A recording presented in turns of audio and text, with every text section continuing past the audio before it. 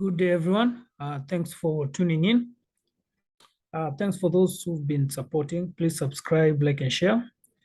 I usually focus on politics and economics in Africa, and I'll be giving you an analysis of Kenya and various African countries. So today I'm going to be looking at President Ruto trip to around East Africa. He was in Uganda for the Independence Day celebration, 60 years of independence of Uganda. But I'm going to start it from the time he left to Ethiopia, because I believe that was the first East African trip that he did. Ethiopia is not an East African member country, but it's in the East African region. And I have a belief that very soon, probably in the next decade, Ethiopia will be a member of the East African community. Let's not forget its population is 100 million plus. Its GDP is almost the same size of Kenya. Kenya GDP is 98 billion. Ethiopia GDP is 107 billion. Ethiopia has a very vibrant market, an upcoming market. We saw that Safaricom the other day was given a license to operate in Ethiopia. And the first few months, they got a customer base of 200,000. So that's showing that the Ethiopian market is very vibrant. So this was President Ruto's first trip outside through the East Africa.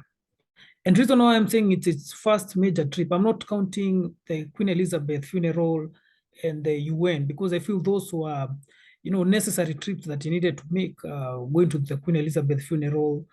Even if Kenya was under British colonial, he still needs to, in the world that we're living today, he couldn't avoid going to that funeral because he needed to be a statesman. And the United Nations General Assembly, that's somehow mandatory for leaders to go. Even if he didn't go, he could have sent the vice president, but it was also a way of him going and meeting not just the General Assembly, but also meeting business people, investors, and all other people. So I feel the biggest trip is the first trip is the Ethiopian trip. And this is very important. As a president, when he comes into power, the first countries he visits really shows how he's going to forge his foreign policy going forward. For Kenya, for a long time, we've been having a very weak foreign policy. Our politics have been heavily internalized in terms of we've just been thinking about politics of the back of the homestead, because there's no president in African history that has had a foreign policy on Kenya. We usually focus on internal issues, and I believe the only president that tried to grow the Kenyan foreign policy was the former president Uhuru Kenyatta. Even though he had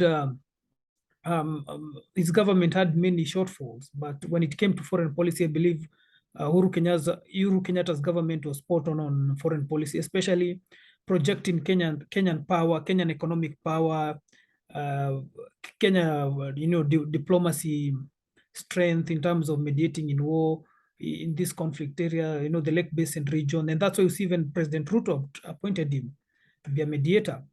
So the fact that Ruto has taken his time to visit these East African countries, he's really showing the foreign policy of Kenya and the trajectory that he's going to forge Kenya in terms of interacting with its neighbor. And this is very significant because you can't just go and project power or try to look investor outside if your neighborhood is not good. So he went to Ethiopia to officiate the launch of Safaricom, and this was a very big major milestone. The Ethiopian economy has been very, very a closed economy. For so many years, Ethiopia was not an open economy. It was a very closed economy. And this limited them from interacting with other countries. Remember, the government of Ethiopia has been a government, if you see the history of Ethiopia, the government that was ruling Ethiopia, entered not through a democratic process, but through coup. There's been a lot of coup, a lot of tension and civil war. And as we speak now, there is also that civil war of the Tigray and versus the government. So this has been how Ethiopia has been operating. And thus the leaders at the time were very afraid of influence from outside country. So they really ensured that the Ethiopian market became very isolated, very lonely. And that's why you see Safaricom investing in Ethiopia. It had to invest $1 billion, almost 100 billion Kenya shillings. And has been called the largest foreign direct investment in Ethiopia, in Ethiopian history. There's no company that has invested a large amount of money in Ethiopia economic infrastructure. And Safaricom becomes the number one. So Ethiopia is trying to open to the world because they've realized that the world is becoming globalized, and they cannot stay enclosed. They'll miss a lot of opportunities. And that's why you see even now, most Ethiopians are trying to learn English because their national language is Amharic. They're opening up the market, they're inviting investors, and that's a good thing. And that's why I'm saying I feel Ethiopia is on a path to join the East African community. Another reason I feel he visited Ethiopia because apart from Safaricom, Kenyan banks have already started setting up, from Equity, CBA to KCB. They have already started setting up bases. They had set up bases, but in very minimal operation, kind of just testing the market.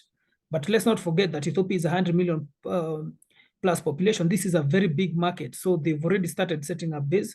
And Equity plans to be $1 trillion bank, $1 trillion Kenya shilling bank. Equity is the largest bank in East and Central Africa.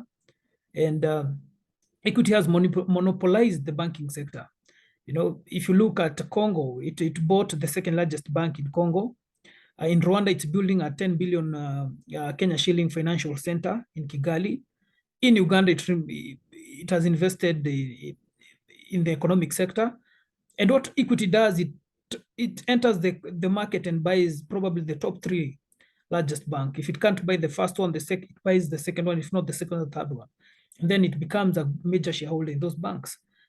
So Equity, KCB, and NCBA, they plan to take a share of the Ethiopian market. And if you see, Equity and KCB have been competing. Wherever Equity is, KCB is. But Equity the aim was by 2027 to be $1 trillion Kenya shilling bank. But because of COVID and all these things, I think it has been pushed. Probably 2030 or early 2030s, Equity will now be $1 trillion Kenya shilling bank, making it one of the largest banks in East and Central Africa. It plans to expand into Zambia and all these regions. After that, President Ruto went to Uganda to officiate and celebrate the 60th independence of Uganda. And there was a lot on the table. First thing first, the trip to Uganda was not only just to celebrate Uganda's independence, but also to talk on how Kenya and Uganda can engage in terms of trade. Remember, Uganda still remains Kenya's largest trading bloc because Uganda is landlocked, so a lot of goods pass through Kenya to Uganda. But the trip was overshadowed by the issue of General Mozi, the son of the president of Uganda, who tweeted, he had this social media frenzy of tweeting about how he will take over Kenya and all these things. And for me, I feel those were just sideshows. So, the news that came out of Uganda really didn't focus more, on what deals and what agreements were signed or agreed. But I feel that just through my analysis and reading reports and seeing the issues that apart from the Muhoozi issue, the issues that they were supposed to address, I feel trade was a big issue. I'm sure also Ruto went there to tell Museveni, even though the port has been moved to Mombasa, operations from Nakuru will not be affected.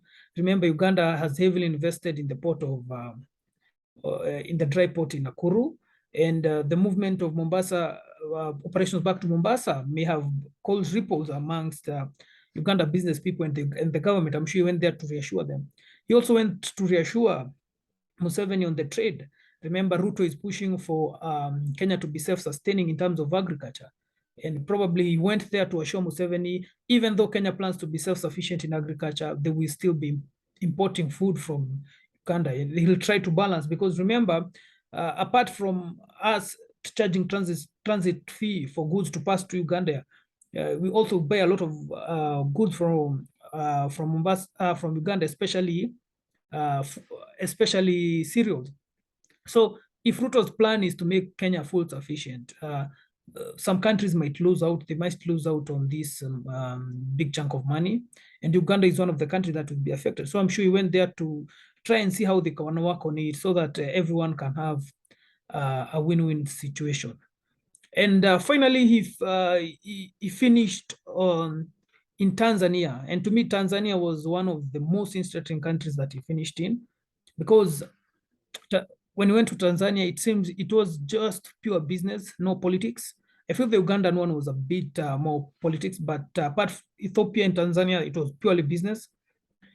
He was welcomed by Samia, President Samia, and they decided to sign 100 billion Kenya shilling deal where they will build a pipeline, a gas pipeline from Tanzania, from the southern part of Tanzania, all the way to Mombasa port to supply gas. Remember, this project was had been initiated by the Uhuru government, but it was rejected because of the issue that it wasn't environmental friendly, because the project was aimed to cut gas prices of gas in Kenya. But I feel politics played in, because probably some stakeholders in the gas or the energy sector felt that this project could be high competition. So Ruto emphasized that trade between Kenya and Tanzania is it's very essential. And this gas project will go 600 kilometers. Tanzania already is using the gas from its natural reserve. Uganda has a lot, Tanzania has a lot of gas deposit in terms of 57 to 60 trillion cubic meters of gas deposit. So Tanzania is becoming a big powerhouse in the future in terms of supplying gas. And Kenya will be getting its gas because, as we've seen, in Kenya, the cost of gas is very high. So Ruto plans to reduce the cost of gas through projects like this. They also talked about easing, movement of goods and access through the border, so that goods can come into Kenya and vice versa, go to Uganda, and reducing restriction. They also talked about allowing Kenyan safari or tourists to enter Tanzania without high tariffs, and vice versa. Remember, among all the East African community, Kenya has had many issues and very tiresome issues with Tanzania. The relationship has been very rocky, and I hope that the President Ruto will try to make sure that they push for integration, even though that's what they said. Even President Suhulu, she reiterated that the only way forward is for integration of the East African community. So, what do I gain from this trip by President Ruto? I hope, because my first concern with the Moroccan issue, when he became president, they invited the president of Sahara, and they had to retract back and support Morocco. So for me, I was a bit shocked, because I asked my question, Bruto might be good in other areas in terms of, let's say, understanding the government, but his foreign policy is strong, because how can you invite a president, make him feel that he's here, and then later you just, you withdraw your welcome. So I was a bit hesitant about the foreign policy department, that hiccup in terms of foreign policy, because if foreign policy goes bad, it's not only the country that looks bad, it's the president, it's the image of the president. So the image of the president must be preserved in such a way that it doesn't look like he's making, he's making like campaign promises, roadside promises. So the issue left a stain, but with this, how he has done through the East African, I hope all this, it wasn't just politics. They really discussed issues. And what I see is that Ruto is trying to, to accelerate what President Uhuru Kenyatta started in terms of pushing for integration of the East African community. As I said before, I believe that the only president that started the full, showed the full potential of Kenyan foreign policy was President Uhuru. And I feel that Ruto, so this is as a positive thing, and that's why he's pushing it also. He was very vocal on all trips that Africa should integrate. The day before he went to Ethiopia, he officiated the African Continental Free Trade. This is the largest single trade market in the world in terms of block, because the African continent is very big. Sending tea, Kenyan tea, because the African free trade, continental free trade, promotes that value-added goods sold within Africa amongst African countries on low tariffs or no tariffs. So he officiated the first batch of Kenyan tea to Ghana. Now Ghana is a market of Kenyan tea, and Kenya is one of the signatories. Even Rwanda, Tunisia, Nigeria, South Africa, Egypt. There are some countries that are already. Tanzania, Uganda haven't seen it, but they're on the path of, and engaging and becoming, ratifying the treaties of the African Continental Free Trade. So for me, I feel he's pushing for the East African community. He believes this will be a very, very big step, especially because let's not forget that Kenya is struggling economically. So to him, he wants to bring a competitive environment in Kenya, and also allow Kenyans to go to other countries and look for opportunities, and also other people to come to Kenya and invest. So this is one of the reasons why he's focusing so much on integration, because he believes that where we are, the wealth cannot just come from Kenya. He has to invite other players to invest and also reduce the cost of living. As he came back, he came back again. He was at the Nairobi Stock Exchange talking about how going forward, the government would be borrowing money externally. They will be raising money through the Nairobi Stock Exchange. So as Ruto going forward, I think he's trying to show that he's really concerned about the economy. He's really focused on the economy, but it's a wait and see, game. We will wait and see how this game goes.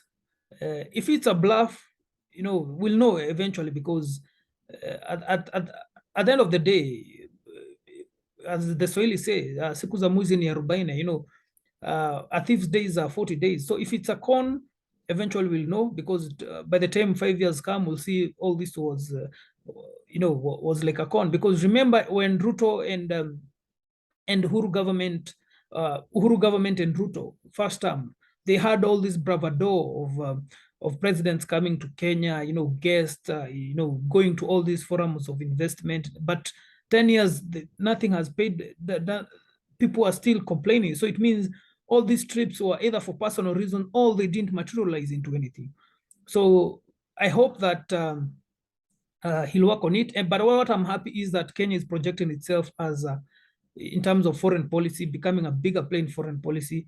And I really hope that by the time probably President Ruto retires, probably have even a single currency where there will be no Tanzania, Kenya, Uganda shilling. It just be one currency. And also we'll have other members like Ethiopia into the bloc, so that we can grow this bloc and become one big nation. Anyway, guys, it's always a pleasure talking to you. Please engage me on the comments, subscribe, like, and share. Till we meet again. Cheers.